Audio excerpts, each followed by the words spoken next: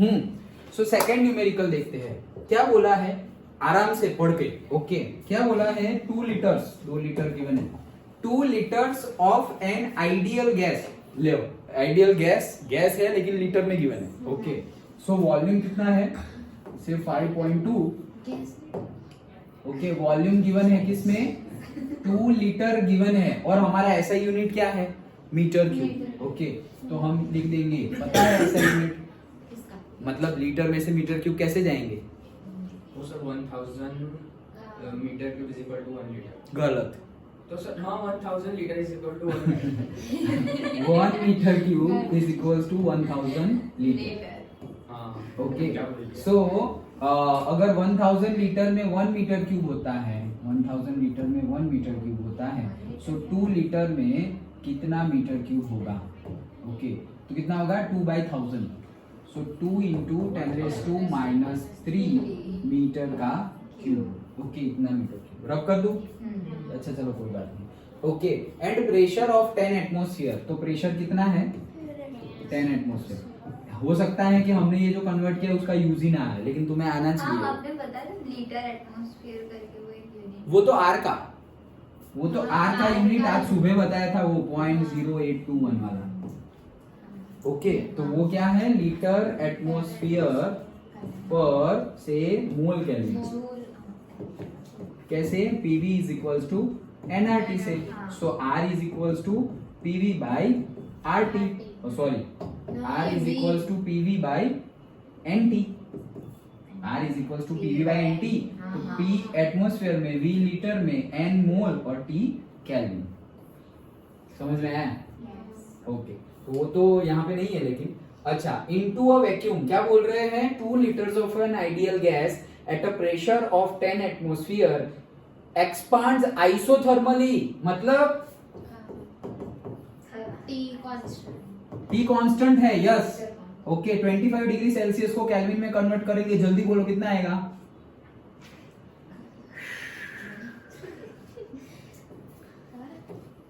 क्या कर 273 ऐड करना है और क्या। ओके ये तो याद ही रह जाना चाहिए, 27,300 और 25,298। ओके चलो सो इतना है, आइसोथर्मली है, आइसोथर्मल प्रोसेस है, याद रखना।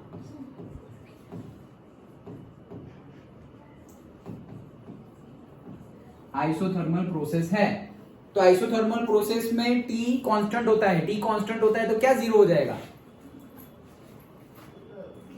क्यू जीरो हो जाएगा। आइसोथर्मल है, टेम्परेचर कांस्टेंट रह रहा है, मतलब हीट ट्रांसफर नहीं हो रहा है, मतलब क्यू जीरो। क्यू जीरो मतलब कौन सी प्रोसेस, एडियाबैटिक प्रोसेस। सब में ऐसा, अगर मैं जितना बोर्ड पे लिख रहा हूं उतना तुमने न्यूमेरिकल में लिख दिया ना तो देखेंगे ही नहीं, वो मार्क्स ही दे देंगे डायरेक्ट। ओके चलो तो into a vacuum until it's total volume is 10 litre. देखो क्या बोल रहे हैं, expands isothermally 25 degree Celsius into a vacuum until its total volume is 10 liter। तो टोटल वॉल्यूम कितना हो जाए, 10 लीटर हो जाए तब तक। तो वॉल्यूम 2 लीटर था और अब कितना हो गया, V1 V2 10 litre. Done.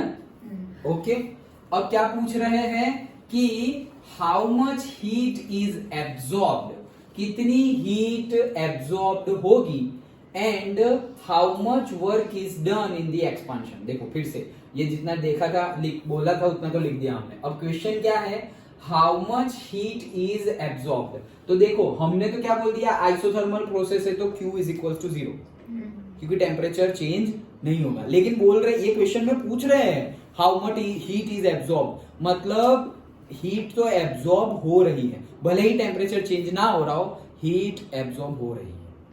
Okay तो हम एडियाबैटिक प्रोसेस नहीं लेंगे क्योंकि ऐसा गिवन है इसलिए। Okay so this is not there.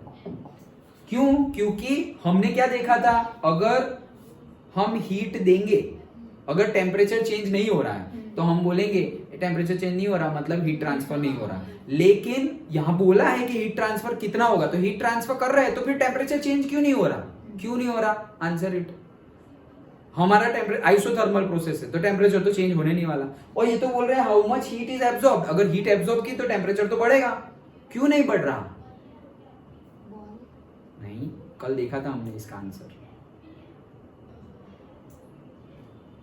System है, उसमें हम हीट ट्रांसफर कर रहे हैं, उसका टेम्परेचर तो बढ़ना चाहिए हीट ट्रांसफर करोगे तो, लेकिन टेम्परेचर नहीं बढ़ रहा है क्योंकि बोला है आइसोथर्मल प्रोसेस है, तो टेम्परेचर रिमेन्स कांस्टेंट। तो हीट गई कहां पे? वो एब्जॉर्ब की, वो वर्क डन करने में। तो जो हीट हम दे रहे हैं उसी से वर्क डन हो रहा है, work done by the system. याद आ गया? ओके, सो ये चीज नहीं गिवन है, एडियाबेटिक प्रोसेस नहीं है। सो हमें पूछा है क्या? Q कितना होगा, ये पूछा है हमें। क्या पूछा है? Q कितना होगा। Okay, how much heat is absorbed and how much work is done in the expansion, कितना वर्क होगा ये भी पूछा है। डन? ओके, नाउ कैसे कर सकते हैं हम? फर्स्ट लॉ ऑफ थर्मोडायनेमिक्स लगाओ, delta U is equal to Q plus W. Okay, अब हमें पता है आइसोथर्मल प्रोसेस है। आइसोथर्मल प्रोसेस मतलब temperature will be constant. Temperature constant होता है, internal energy is a function of temperature. याद रखना, कल भी बताया था, internal energy is a function of temperature. इसका मीनिंग क्या होता है?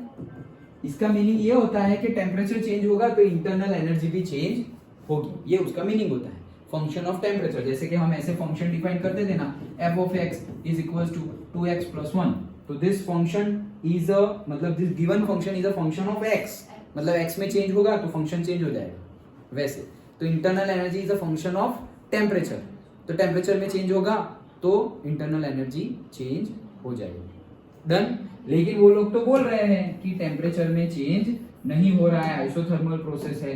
सो यहाँ पे सेंटेंस लिखना पड़ेगा तुम्हें, क्या?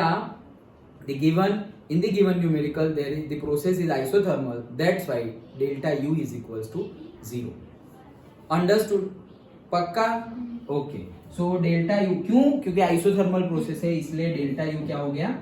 0 हो गया। डेल्टा यू 0 हो गया तो मेरे पास क्या आ गया? Q is equal to minus W आ गया। Q यहाँ पे है तो W इधर आ गया। ओके, अब W क्या है हमारा? तो W है हमारा से P external into delta V, so that is minus P external into V2 minus V1। तो माइनस ऑफ P कितना है? 10 atmosphere, okay, into V2 minus V1, तो V2 कितना है? 10 litre minus 2 litre. Done? Okay, समझ में आया? पक्का? ओके, सो P कहाँ है? ये रहा P, दिया हुआ है ना, गिवन है। डन? पक्का? Okay, so work done is equals to क्या होगा हमारा? -10 इंटू, माइनस किसके लिए? वो फॉर्मूला में इसके लिए। ये 10 कहाँ का है? एटमॉस्फेरिक प्रेशर है वो, तो एक्सटर्नल मतलब हमारा एटमॉस्फेरिक प्रेशर है, एंड 10 माइनस 2। लेकिन याद करो यहां पर कुछ चीज गिवन है। क्या चीज गिवन है? देखो कहां गया? आइसोथर्मल प्रोसेस में ये एक्सपांड हो रहा है, कहां से कहां एक्सपांड हो रहा है? पहले वॉल्यूम था 2 लीटर और अभी वॉल्यूम हो गया 10 लीटर, मतलब वॉल्यूम बढ़ा, लेकिन वो वैक्यूम में एक्सपांड हो रहा है। तो वैक्यूम में एक्सपांड हो मतलब कौन सा एक्सपांशन है? वो कल डिस्कस किया था, कल या आज किया था? आज ही, कल किया था। वैक्यूम में एक्सपांड हो रहा है, जब वैक्यूम में वो वाटर फ्री एक्सपांशन। ओके, कि यहाँ पर मैंने पूरा भर दिया और ये अगर निकाल दिया तो पूरी जगह पे, यहाँ पे वैक्यूम है तो पूरी जगह पे चला जाएगा। तो हमने देखा था कि work done in a free expansion is 0, कोई वर्क डन होगा नहीं। तो भले ही ये सब कुछ हमें गिवन है, ओके, ये P तो हमने क्या लिया हुआ है? जो गिवन है वो, अंडरस्टूड? बट फिर यहां पर तुमने वैल्यू भी पुट कर दी, ओके, फिर आंसर मत लिखना, सेंटेंस लिखना। Here we have given free expansion at isothermal, isothermally free expansion है। आइसोथर्मली फ्री एक्सपांशन मतलब टेम्परेचर तो कांस्टेंट है, टेम्परेचर कांस्टेंट है मतलब क्या? इंटरनल एनर्जी चेंज नहीं होने वाली। मतलब हीट एंड वर्क इंटरेक्शन है, हाँ। तो हीट कितना होगा माइनस वर्क इंटरेक्शन जितना, लेकिन वर्क इंटरेक्शन क्या है, फ्री एक्सपांशन है, तो कोई वर्क है ही नहीं, तो कोई हीट भी नहीं है। फिर समझ में आ गया? पक्का? ओके। सो देखो इसमें क्या गिवन है, we have Q is equal to minus W, ये तो पता है। नाउ से P एक्सटर्नल इंटू से वर्क डन 10 माइनस 2, तो उन्होंने तो P एक्सटर्नल को ही 0 बोल दिया। Okay no work is done, no heat is absorb, तो व्हाटएवर हम इस तरह से लिखेंगे। डन। ओके। P एक्सटर्नल मतलब एटमॉस्फेरिक प्रेशर तो गिवन है ना हमें, 10 एटमॉस्फेयर, और सॉरी एटमॉस्फेरिक प्रेशर नहीं, 2 litres of an ideal gas at a pressure of 10 atmosphere, मतलब कि वो एटमॉस्फेरिक प्रेशर मतलब वो तो एटमॉस्फेयर मतलब उसका यूनिट है। ओके, तो ये जो यहाँ पर भरा हुआ है उसका प्रेशर कितना है, 10 एटमॉस्फेयर, और अभी ये कितना है, 0, मतलब क्या है, ये वैक्यूम है। ओके, तो ये प्रेशराइज वैक्यूम में एक्सपांड हो रहा है, प्रेशराइज गैस।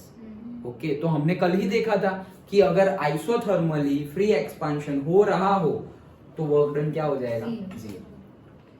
तो एक्चुअली तो हमने तो पहले ही जहां गिवन था तभी लिख दिया था Q इज इक्वल टू 0 लेकिन उन्होंने क्वेश्चन में पूछा है how much heat is absorb, तो हमने वो निकाल दिया। ठीक है, चलो, क्यों? क्योंकि वो केस भी तो हो सकता है कि भले ही हम Q इज इक्वल टू 0, मतलब कि हमने Q इज इक्वल टू 0 लिया, आइसोथर्मल बोला इसलिए। तो आइसोथर्मल प्रोसेस है, उसमें अगर तुम हीट दे रहे हो तो टेम्परेचर चेंज होगा, लेकिन आइसोथर्मल है तो नहीं होगा, तो वो हीट कहाँ गई, वर्क डन करने में चली गई। तो वैसा केस भी हो सकता है, दैट्स वाई हमने काट दिया था, उन्होंने पूछा है इसलिए। फिर हम फॉर्मूला से आगे बढ़ते गए, तो हमें ये तो पता है डेल्टा यू 0 हो गया है, तो Q is equal to minus W हो गया।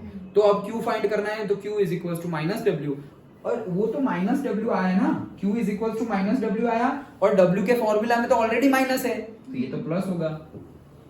याद आया? हमारा वर्क डन का फॉर्मूला क्या है, वर्क डन का फॉर्मूला है minus of P external into से डेल्टा V, याद है ना? तो Q is equal to minus W, और W के फॉर्मूला में ऑलरेडी माइनस है, तो ये तो प्लस ही होगा। Okay, but plus minus answer तो आने ही नहीं वाला है, इतना हम लिख देंगे, and then we will write कि here expansion is free expansion isothermally, that's why no work is done. Understood? उन्होंने बोला है देखो एटमॉस्फेयर, और कैसे पता चलेगा कि फ्री एक्सपांशन है, वो वैक्यूम में हो रहा है इसीलिए।